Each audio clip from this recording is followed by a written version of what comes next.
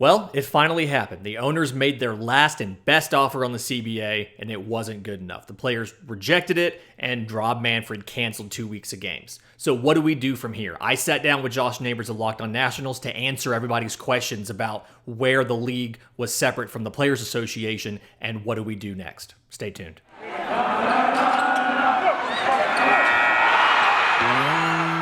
You are Locked On MLB Prospects, part of the Locked On Podcast Network, your team every day.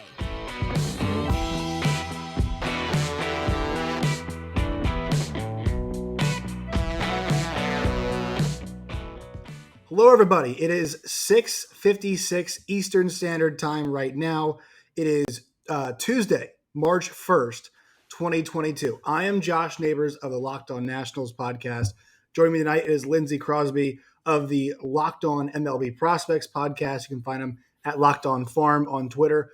We're going to be putting this podcast out through multiple channels, not just for the Nationals or the Farm. Today, we're going to be talking about the lack of a deal that we got between the Players Association and Major League Baseball, and really just answering a lot of the questions. I know a lot of you out there are diehard baseball fans, but at the same time, part of being a baseball fan is not understanding financial intricacies. You don't have to know that stuff. I don't know that stuff. Lindsey has got very good perspective because this a lot of this stuff affects young guys, prospects, young players in the league. So almost like, I'm not sure if folks out there listen to the Daily or our own Locked On Today, I will be the Peter Bukowski of this podcast, asking Lindsey questions so all of us can learn together about, okay, where are we? What are we trying to settle? What does that mean? What is already settled / could be changed? All of those things. So we're going to start at 6:57 right now Eastern time. Yeah, and funny story, I was actually on standby for Locked On Today last night for when the deal was finally done. And about 11 o'clock, we pulled the plug and said, just forget it. It's not going to happen. Well, they're not going to have a deal. We didn't get a piece of news till much later. Bob Nightingale, back in the game, which is one of the fun, actually like positive fun narratives I think of all this that we can enjoy. But we had Rob Manfred speak. I believe it was 5 Eastern time when he took the stage, and the big story there. And look, we can all parse out some other stuff that he said was the first 2 series of the season are going to be canned. They are not going to happen. They will not be rescheduled. They'll not be remade. So at this point, that's where we are. It's going to be a 156 game season at this point in time. I'm not sure if any of those first series are 4 gamers. Also, he said that they're going to meet again on Thursday in New York City. So that is the next date they're set to meet. And on an interesting note there, Tony Clark in the Players Association press conference, he said, we're willing to stay here and have the conversation tomorrow. We are willing to come back to the table tomorrow. I don't understand why Thursday is the soonest they can meet. So, well, this brings to a really interesting problem because I think a big talking point is there's so much blame the ownership. And you can correct me if I'm wrong here, but the example I gave is, like, if you ever watch Shark Tank, there are a bunch of extremely wealthy people in there haggling over small amounts of money to them for people's companies. And it's like, does this matter to them? In the long run, no, but they got to where they are because of how shrewd they are. So ownership, I understand their point, but the problem I have, and Rob Manfred was asked today about this, was the timetable. Lindsey, have we gotten an answer about why they did not start negotiating sooner? Because I think negotiations are natural. It's give and take, all those things. But the timeline does not make much sense to most fans. It doesn't make sense to me. No, and the timeline's really unusual because they instituted the lockout, and they said that was a defensive measure that they had to do. And then they did not give their first offer for 57 days. And the thing about the lockout, so nothing requires them to do that. The National Labor Relations Board has said if you have a collectively bargained agreement between management and between a union, which is what the Players Association is, and that agreement has expired, then as long as you are negotiating a new agreement, you can continue to work under the terms of the old agreement. So just so we're all clear, they did not need to cancel games. They did not need to lock the players out. They could be at spring training right now, getting ready for the season, while the Players Association is negotiating on their behalf with ownership. So that's an interesting facet that they did not have to do the lockout. They chose to do that, and then they chose to cancel games when, again, they did not need to. So when we look at the outstanding issues, all right, what we're going to do is we're going to list them, and the big ones that we keep seeing. I think there's what, 3 or 4? Would you say 3? Yeah. Yeah, 3. We're going to list all of them, and then we're going to go through them individually and explain what they mean. So what are the outstanding issues as of this moment? Okay, so the 3 big things that are left to figure out is 1, the minimum salaries. And this is players who have less than 3 years of service time in Major League Baseball. What are their minimum salaries? The pre-arbitration... And they would still be under team control, right? Yes. Okay. This is the years 1 through 3 of your time at the big leagues. And I'll get into service time in a minute and kind of explain the intricacies of that. The pre-arbitration bonus pool. These are players who are in that 1 to 3 years of service time who have won awards or been finalists for awards like MVP, Rookie of the Year, Cy Young. There's a pool of bonus money that both sides have agreed to create, but have not agreed on the dollar amount.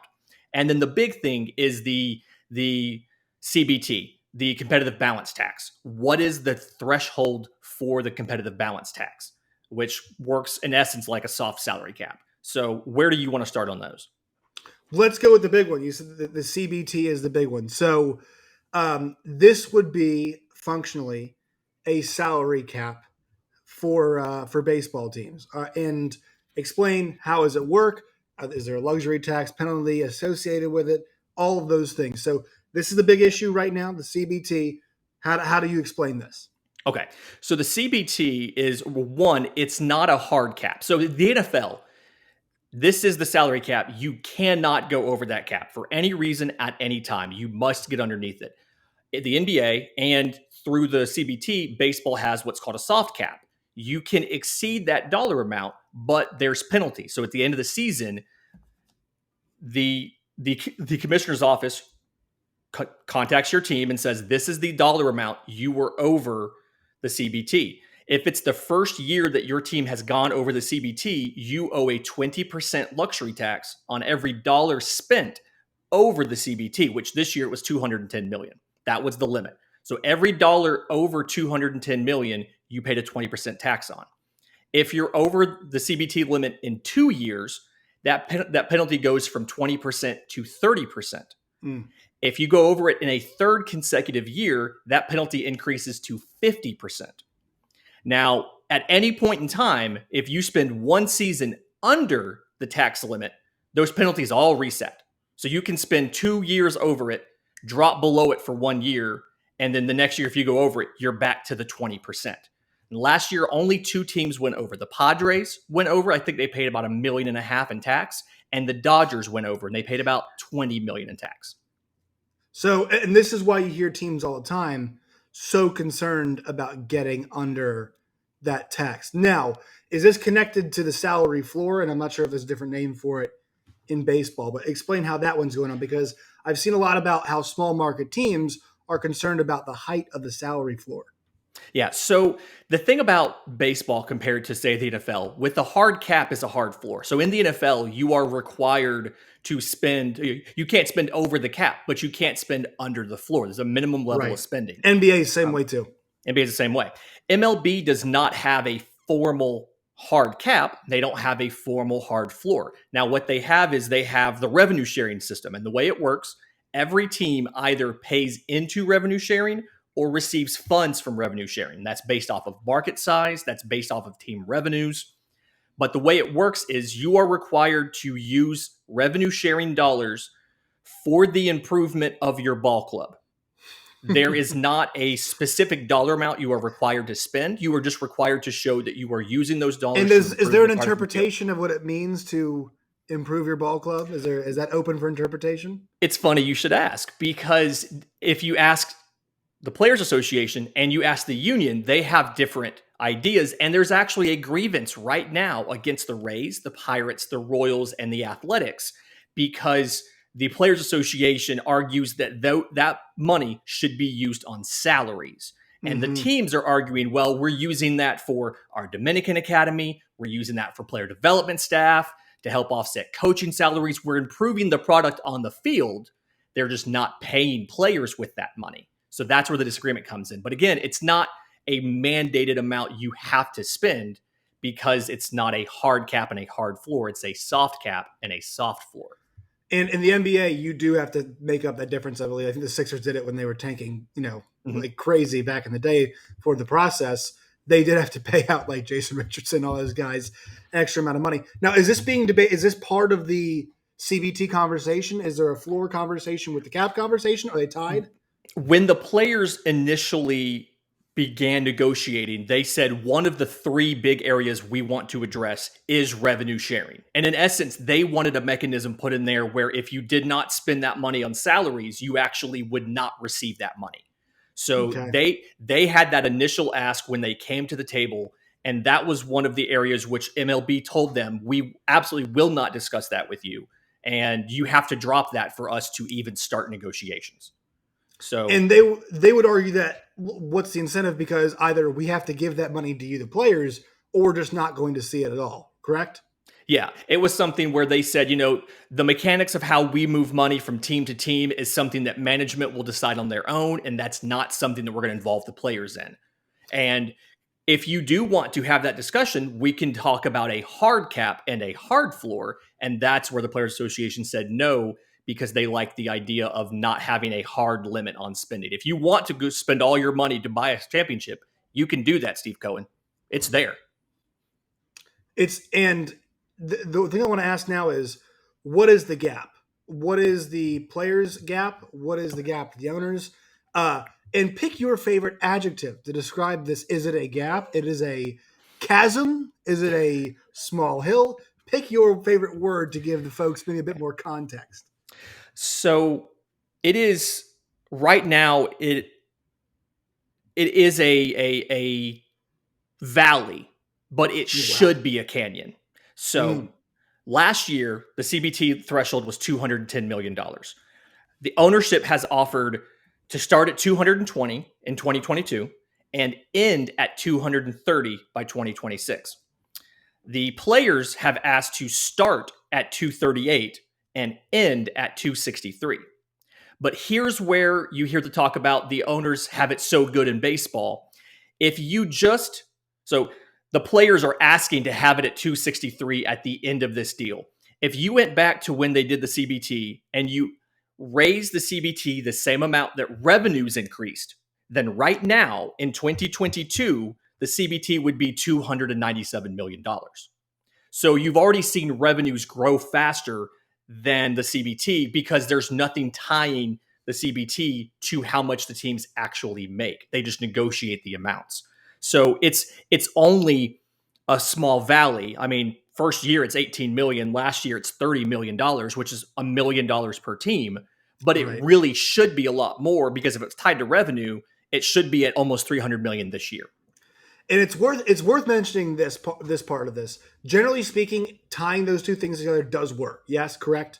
It's mostly the NFL does that. The NBA. The NBA, most leagues do that, and then they just had to figure out a brief drop like you saw in 2020. You have to work that out together. But typically, this works. The NFL has had labor peace for years because the players know exactly how much money. They know if the league makes more money, we will get more money automatically. And the one, now there's some inefficiencies when it comes to this, but there were moments in 2016, I believe, Kevin Durant goes to Golden State. Everybody kind of says, well, is this really fair? But I would say if you compare it to baseball, it's already kind of like that, right? The teams that are willing to spend a lot of money, the Dodgers, Red Sox, Yankees, they're, and obviously there's more players involved in baseball. So it's kind of already superfluous at that point anyway. And you're not going to get a situation where it's in basketball, oh my God, Kevin Durant plus Steph Curry plus Klay Thompson plus Draymond Green. It's another great bat. And those teams, that doesn't always work out for them, just stacking riches on riches on riches. Yeah, a lot of teams. And the thing about the CBT is so many teams come close to it. But if they go over it, they do everything they can to get underneath it. The reason Mookie Betts is not a Red Sox right now is because he was up for a new contract the same year that they had to get under the CBT. So he got traded. The whole reason he got traded was because they had to get under the deal, or else Mookie Betts would still be part of the Red Sox. And so you have a situation now where there's no cap on individual player salaries, but there in essence is a cap on overall spending. And a bunch of teams will come up within $10 million of it, but they're not going to cross that threshold because they have to pay that extra money out. All right. So you said this is the CBT is the first big issue. What would you say is the second most pressing issue, or the gap is big enough to make it the most pressing? Probably the pre-arbitration pool. Okay, so what this is, this is a new thing. This has been created out of nothing. But what this is players who are 0 to 3 years of service time, who are finalists or win an award. This is extra financial compensation for those players. The Players Association suggested it, MLB agreed to do it. And right now they're divided on how much. The owner's final offer was $30 million. So it comes out to $1 million per team to fund this pool. The players' last offer was $85 million, and the pool would increase by $5 million every year. Mm-hmm. So by the end of the deal, you're looking at a $100 million pool. Now, is that to match revenues increasing? Is that the idea of having that pool increase with dollar amounts? The idea for the players is we know revenues are going to increase. We don't know how much, so we're just going to peg this to a flat number. But we do want to ensure, since revenues are going to go up, that these players who win awards are getting more of that money. Yes. And the reason you have this pre-arbitration pool is because one of the other things the players wanted to get done in this negotiation that the owners shut down was they said, we don't want it to take 6 years to get to free agency and 3 years to get to arbitration. So they suggested everybody gets to arbitration in 2 years. And ownership said, no, we're not changing that. And so the proposal then became, let's change Super 2 eligibility from 22% to something else, 75%. Now, what is Super 2 eligibility? Okay. So when you appear in a big league game, when you come to the 25-man roster, you start accruing service time. What this is how we measure at the end of the year, are you a rookie or not? How many years have you been in baseball? And it's not if you play for a day, you get a year of service time. There's a definition. It's 172 days. Now, the actual season, depending on when it starts from year to year, is around 185 to 190.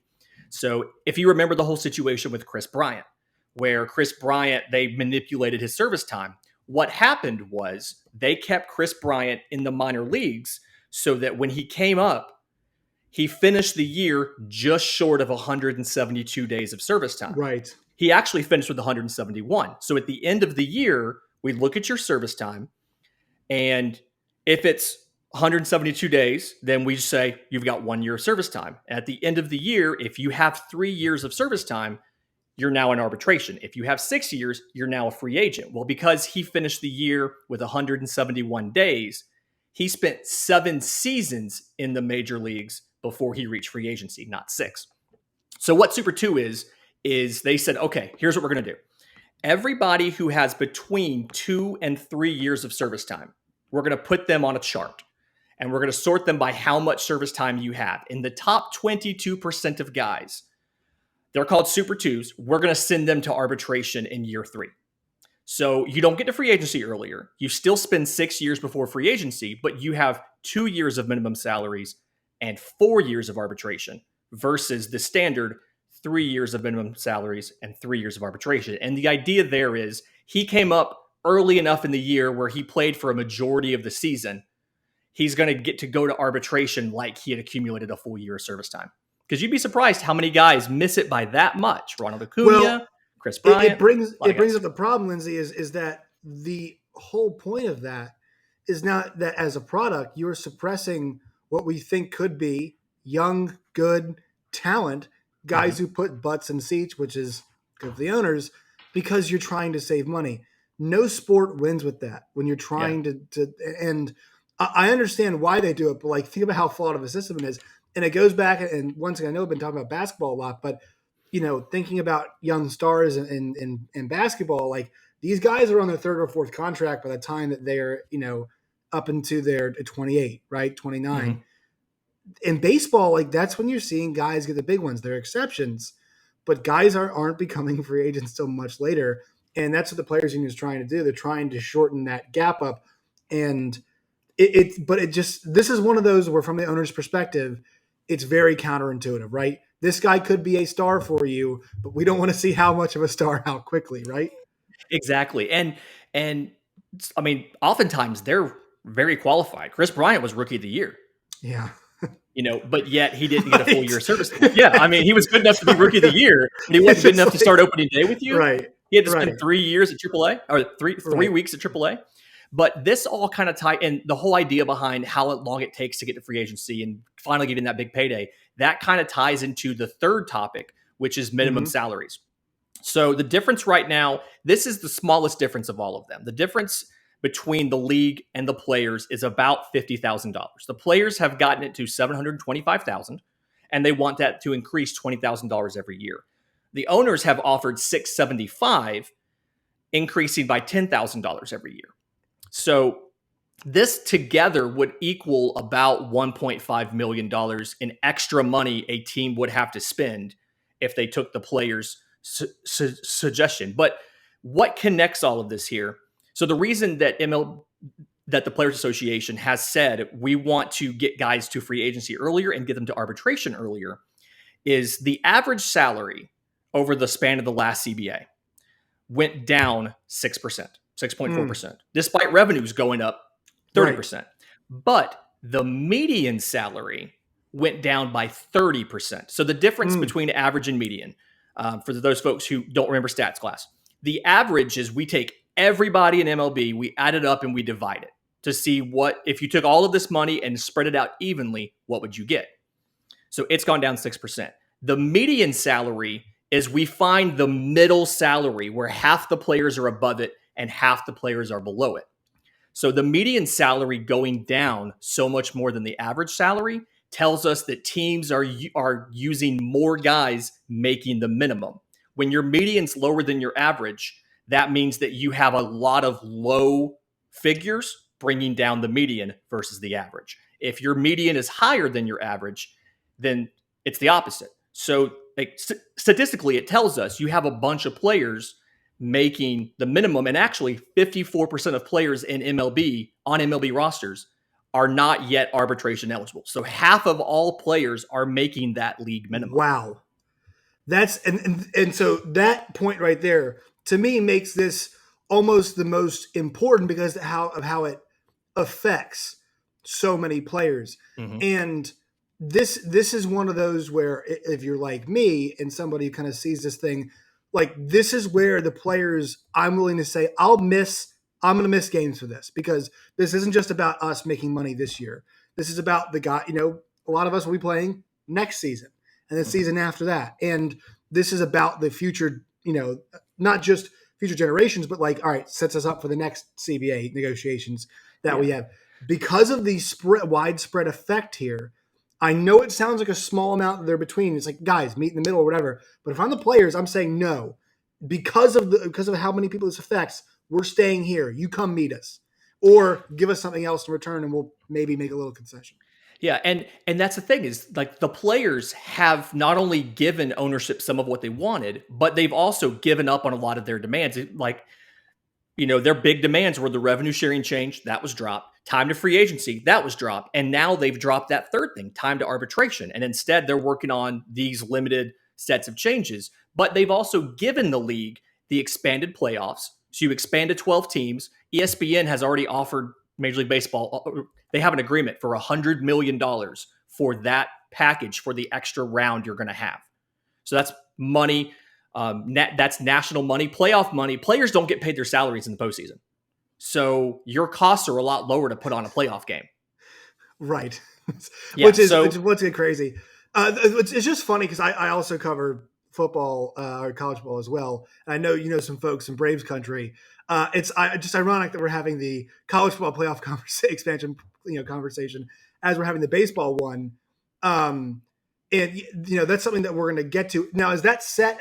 Is there still some disagreement? Because we're in a second going to talk about things that are set in stone. It feels like there could be a shoe to drop. I know it feels like we're at 12, but I'm not sold that that's going to be set in stone. Yeah, so we're at 12 right now. The owners wanted 14, and the players were very strongly against 14 because they want winning in the regular season to matter. If you're trying to disincentivize tanking, which there's a draft lottery in here and things like that to do that, then you need to make the regular season matter. The only way I think the expanded playoffs don't happen in 2022 is the fact that the players have to agree to it unless you are waiting for it to be changed. So, like any sort of changes with the on field stuff either have to be agreed to by the players or there's a waiting period. So, you may not get expanded playoffs in 2022 if MLB continues to play hardball and either doesn't want to pay for the games they're canceling or find some way to make it up to the players. They could always just withhold their consent to do it in 2022. All right. So once again, recap those big three we just went through. What are the Okay. three things that we're still working on right now? So the CBT, what is the amount of the CBT? The players want it to start at 230 and go up to 260. The owners want it to start at 220 and end at 230. The pre-arbitration pool, they've agreed that it should exist. The owners want it to be 30 million flat. The players want it to be 85 million and increase 5 million per year. And the minimum salary, the owners say 675,000. It'll go up 10,000 a year. Players want 725,000 and it goes up 20,000 a year. Those are the three big outstandings in the deal still. All right. So we're going to hit on what's potentially been agreed upon. But first, quick word from our sponsors. Today's show is brought to you by our friends from BetOnline and BetOnline.net. Football is over, but basketball is full steam ahead. We're in March, so March Madness is coming up. And I'll tell you what, that's the best event to bet all year. Best place to do it, BetOnline.net. And they don't just have basketball. They've got hockey, boxing, UFC, odds for Olympic sports, even though the Olympics are over, and Vegas casino games as well. Head to their new website. You guys can go to BetOnline and BetOnline.net today. BetOnline, it's where the game starts. All right, so what's been agreed upon, Lindsay? Once again, Josh Neighbors here. I'm Locked On Nationals host. Lindsay Crosby, Locked On MLB Prospects host. So, Lindsay, what's been agreed upon? Are there some things that these two mortal enemies have come to say? All right, we'll shake hands on that part of it at least for now. So they have agreed, like we said, to expand the playoffs. The players have agreed to allow the owners to do limited uniform advertising. So a patch on the jersey and a patch on the hat. And that money, as of now, is set to go to the owners. We don't know how much that's going to be. They have agreed for a universal DH. They have agreed to do some sort of draft lottery. The consensus seems to be the first 5 or 6 picks. They haven't for sure locked in how many, but they have agreed to do some sort of draft lottery. Which I like. Now, I'm actually a fan of that. Yeah, I am too. And I actually had a thing on my show a few weeks ago about I think you should do like a loser's bracket tournament to see who gets the first pick. But this is a much simpler system to compile. So after they suck, you want them to then try to get as far as they can. What I want to do is I want to take the team that had the best record that didn't make the playoffs, and I want to give them the first pick. I want you to be rewarded for trying to make the playoffs. That's what I want to do. And if you had the worst record in the league, you get the last spot before the playoff teams start getting their spots. Well, and this is a sport too that we have to mention that the incentive to win is not very high. Just because you can take that check at the end of the year and just keep sucking and just keep taking that check, Mm-hmm. That's why our friends like our very own Ethan Smith are banging their head against the wall, being like, "This is awful. All of our players keep going to other places." Well, you know what? Now it's time to try to take a step and disincentivize that, right? You got to be some kind of average, some kind of good. You can't keep trading away all of our best players. I'm with you. I actually think kind of almost a reverse lottery type tournament, whatever it is. It shouldn't just be you were awful, you get the pick, because that pick might get good. You might trade him again to the same exact thing. Yeah, and there's been teams that have shown the model of we are just going to tear it down. We are going to intentionally be bad for quite a few years, get those draft picks, and then build it back up. The Astros showed you could do that. The Astros lost over 100 games in multiple seasons, and then obviously they've made 2 World Series. They won one of them. And you look at payroll last year, the Pirates payroll, $50.3 million. 5 teams spent less than $50 million on payroll. 3 teams spent less than $17 million on payroll. And if you remember, they get around $91 million in their share of national revenue. And then they get revenue sharing dollars on top of that. And so there's no mechanism that requires them to spend that on salaries. And I think that you're never ultimately going to fix the economics of baseball until you can put in a hard cap and a hard floor and tie those two revenues for the sport. And because of the dynamic between the large market teams and the small market teams, I don't think that MLB is ever going to agree to that unless they're forced to. Excuse me. People have been short on criticizing the players on this. Were they not diligent enough in not getting a cut of that ad money on the jersey and the shirt? That to me is something I would say, all right, let's do it. But how about an 80-20 split? That's pretty fair to me. At least an 80-20 split. We've seen it in the NBA, and obviously we know that's tied to a percentage for revenue sharing. But if we're giving that to you, that's already extra money for you. Now, what if we, sure, we're going to limit how much extra it is, but if on the Players Association, I'll say, all right, what about 20% for the players? That's totally fair in my opinion. My thought process was take that pre-arbitration bonus pool and directly tie it to one of those things. Yes. It's like, hey, we gave you these two revenue streams. We're going to take the smaller of the two. Whatever you do, that money goes 75%, 80% to this thing with a minimum amount. You have to do at least this amount. Your light didn't like that. Your light didn't like that. My light's cut off. That didn't like that option. I think because that to me is like, if you're thinking about that as an additional revenue stream, it totally makes a lot of sense as you are fumbling around in the dark. Can we find it? Can we get the switch? Just go ahead and take care of it. Yeah, so because you saw the NBA happen, right? We just saw the NBA. It's been happening the last 5 years.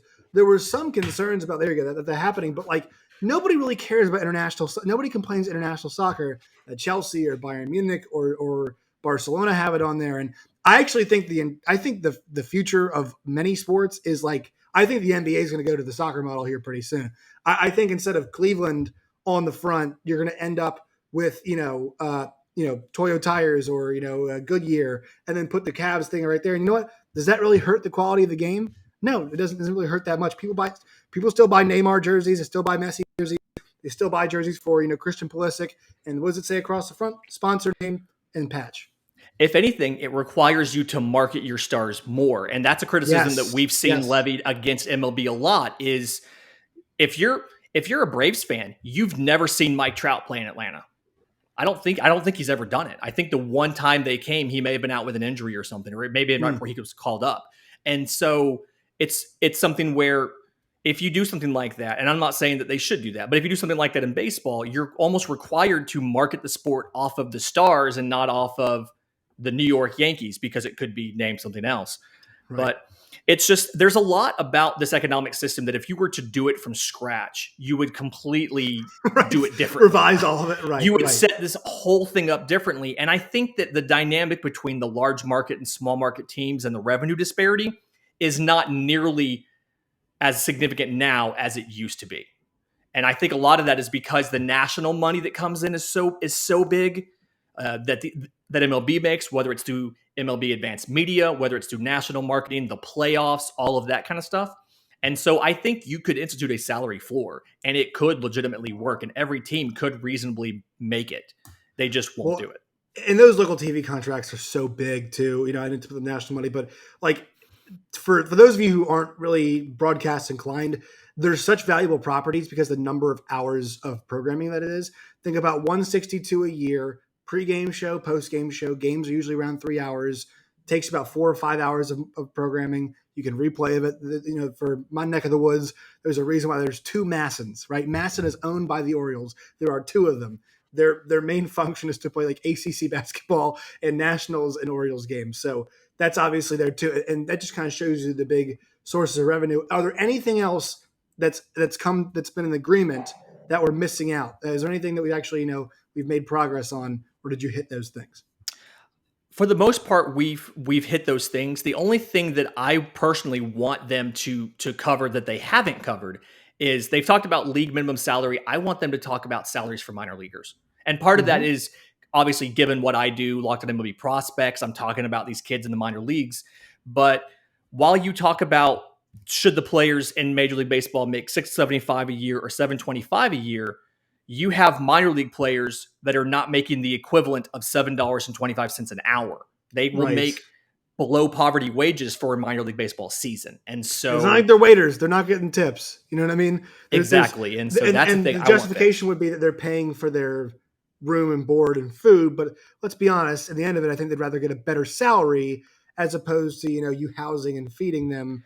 And the horror stories, I think that's been the one thing, Lindsay, this offseason. You see them all, and they are horror stories. 6 or 7 guys living in 2-bedroom apartments, people sleeping in the kitchen, guys with crap cars, eating ramen noodles and PB&J. Like, this is not how you want to build players up. It's not healthy for their progress. It doesn't give them a fair chance as individuals living in American society or as baseball players to really actually fill their potential when they're surviving, not trying to make them thrive and reach potential.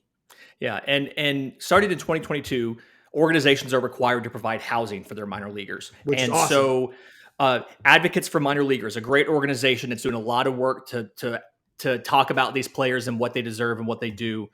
They're still trying to get specifics on some of this, whether it's hotels versus apartments, different kind of things. But they're required to provide transportation to and from the ballpark. They're required to provide food. They're required to provide housing, and that's a thing you should have done. And to me, the competitive advantage, I feel like, of having well-rested, well-fed, trained players in your minor leagues is so much greater than the cost that you're going to have to pay. And that's just not something we've seen an organization step up and say, we want to spend the revenue sharing dollars on it, Pirates. You're not paying the players. Use it somewhere else. So that's an area where I think is, once the Players Association and MLB if they could ever get on the point where they're in good terms with one another, that's the next area that needs to be tackled. All right, one more word from our sponsors, then we're going to hit some questions from our other hosts for Lindsay here. But first, once again, quick word from the sponsors. Today's show is brought to you by Built Bar. You guys can go to Built.com today. Built.com. Check out the collection of Built Bars they've got. Mint brownie, coconut almond, and a few others. Also, white chocolate cookies and cream this month, which is delicious. So you guys can go try that out as well. Most Built Bars have 130 calories, 4 grams of sugar, 4 net carbs, and 17 grams of protein. Compare that to a candy bar with 240 calories, 30 grams of sugar, dozens of net carbs. Once again, go to Built.com. That's Built.com. Use promo code LOCK15, LOCKED15, LOCK15 for 15% off at Built.com today. Today's show is also brought to you by RockAuto.com. You guys can go to RockAuto.com today. If you've got anything with your car, you need to change, fix, whatever, they've got the parts. Why choose to spend 30, 50, or even 100% more for the same parts from a chain store or a car dealership? For example, a Honda Odyssey fuel pump is $353 from a chain store, $216 at RockAuto.com. They're a family-run business serving auto parts customers, do-it-yourselfers, online for 20 years. Go to RockAuto.com today to see all the parts available for your car or truck. Right, Locked On in their How'd You Hear About Us box. That way they know we sent you. Amazing selection, always low prices, all the parts your car will ever need. That's rockauto.com. All right, a few questions here, a little bit of rapid fire, but where do you think league players, who draws the line on number of games missed? My tact is the players should take this thing as long as they need to. What's 1 year when we're talking about the future, the wellness of all of the dearth of players down the line? Who draws a line? When do you think that line is? So the owners don't like the early season games. Last year in December, they were talking about we may not start the season on time because of COVID and the protocols and everything. April games don't make a lot of money. A lot of teams, it's still cold. So they're fine with losing these games. They honestly would be fine if the season started June 1st. I think if this drags out into the middle to end of May, if it looks like you're going to miss a June 1st start date, that's when I think the owners start to get worried. Now, I don't know if it's necessarily know if it's enough for them to actually make legitimate concessions and make a deal, because they make so much money from the playoffs. They were fine with a 60-game season in 2020 because they had the expanded playoffs. And financially, even though they didn't fill the ballparks, they still made sufficient money off of having the expanded playoffs. So I think that the players have showed resolve. Now, something that the union has done is, in past years, they withheld a portion of the licensing checks. So portion of the money you got for jersey sales, things like that, was held by the union. Last year, they held the entire licensing checks so that they could start paying guys this season during a lockout. So I think there's more resolve there from the players than people are expecting. And I think, kind of like you, at this point, I want to see the players hold out for an equitable deal versus just owner slanted deal that's slanted 75-25 versus the 90-10 the owners have offered. Well, it'll just end up actually, in some ways, that would put them on the hook for the next negotiation. If you don't put your collective in a good spot, it's on the next group of people to actually do that, and that can hinder another season down the line. So I agree. I'm willing to see games go by, and also too, I just want to mention this again, like the whole idea that the owners have to do it and meet it and make it happen. Like I think through this conversation, we realize, yes, there are some places where they have to do these things and make it happen. But there are some where, they are business people and their job is to maximize revenues. So I understand where they're coming from. This is not all the owners being, these, evil men sitting behind desks doing these things.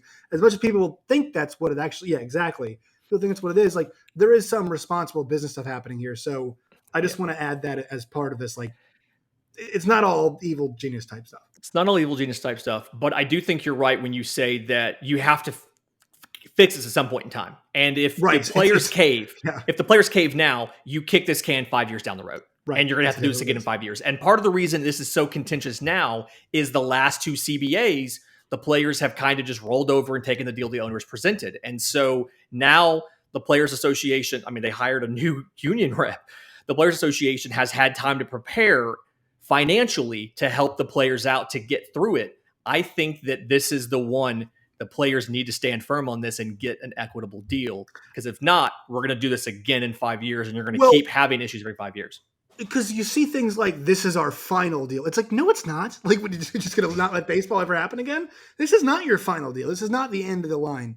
And I think the players called their bluff on it when they unilaterally said no. Right? In like 20 minutes. This is not your final deal. Okay, fine. You guys own a baseball team. You're going to kill a sport? No, you're not going to do that. And I hate to be like, belief in one guy, but like the Max Scherzer thing, like these dudes are they're showing up, they're grinding hours. And I'm sure you saw the picture the other day that said Max Scherzer arrives in his Porsche. Like there's a reason that he's part of this. Yeah. This guy is a different kind of dude. And I guarantee you at the table, he's an asset for them. So this is a resolute group. There were reports that some people on the owner's side were kind of off put by his tenor of negotiations. I love it. The thing about a guy like Max Scherzer being in there is, one, he's competitive. He wants to do well, but two, he's probably not going to be playing in 5 years. He's not doing this for him. He's doing this for the other guys he shared a clubhouse with. And so everybody talks about, he's come up in his Porsche. Yeah, most players are not millionaires. When you position this as billionaires versus millionaires, over half of players are making the league minimum. They are not millionaires. They are closer to you and me and the people listening than they are to billionaires. So, also think about this too. Like another thing that you have to understand is Max's contract that he just signed is not just it's more beneficial to other people than it is to him, actually. That set a precedent for an old dude getting paid. Like, I know he's making a ton of money, but he has set a precedent of a guy this age. So whenever 10 years, 20 years down the line, when Lindsey Crosby, your son, is in the major leagues, and is, I'm not sure how it is, but whatever, he turns 38 and he's won 4 Cy Youngs. He's 3. So 35 years when he's won 3 or 4 Cy Youngs, he's like, Max Scherzer got paid this money, right? Yeah. Max Scherzer got paid this money, but that's what it's about, right? Next, even Juan Soto can claim, all right, well, there is somebody making 40 a year. I know he's older, but I'm 23. Point to that. So like this guy, if he gets 40 AAV, why can't I get 40 AAV? Yeah, right. Exactly. That's the Soto argument. And you saw him turn down 30 something, right? Supposedly before the lockout. Yeah, so Max Scherzer taking that big money was not just about Max Scherzer. Also, he's playing for the Mets, so I guarantee you he's not actually 100% pleased about that anyway. Anyway, another. No, you got me. You good? Oh, we're good. I'm there. All right, you're there. Yes. All right, we're good. Okay, so who will, from where we're positioned right now, who will end up settling more overall from where we're currently positioned? The players always end up ceding more, just position of power. But from where we are right now, who do you think gives more in when we reach a final deal? If the deal is agreed to in a month or less, it's the players who gave more. From where we are right now, if it stretches out longer than a month, it's going to be the owners. And the question here is just how much can the players hold together and hold out and make the owners come to them. And the closer we get to a 60-game season with playoffs, the closer the owners are going to realize, no, we've got to get this done, especially now that you're not in a pandemic like you were in 2020, and there's so many other options out there. So if it gets done in the next month, the players gave more. If it stretches longer than that, the owners gave more. When do you last question to you, when do you think a deal gets done? I am expecting us to start a season somewhere around the beginning of July. Honestly. Wow. I'm expecting us to have it to drag on a lot longer than it needs to. Which is crazy to think after what happened at like 1 o'clock last night, right? There was so much optimism, but now we're here. Lindsay, I appreciate you doing this. You came home from work and hopped right on. I'm on vacation in the Dominican right now with the family. That's why had a little Presidente, to celebrate the awful occasion of not getting a deal done. But it was a pleasure. Thanks for answering all of the questions. Where can people find you and your work and all of its variety? So I am on Twitter at Crosby Baseball. My show is on Twitter at Locked On Farm, and you can find Locked On MLB Prospects wherever you get your podcasts and on YouTube. Please do us a favor, like and subscribe. I'm not going to plug mine because mine only matters to Nationals fans. I just want to say, guys, nobody covers baseball from top to bottom, all these things like Lindsay. So make sure you guys check out his stuff. He's all over it. If you want reports on your team's players, prospects, and things like this that aren't just prospect related, Lindsay's your guy. Lindsay, appreciate your time, man. Thank you.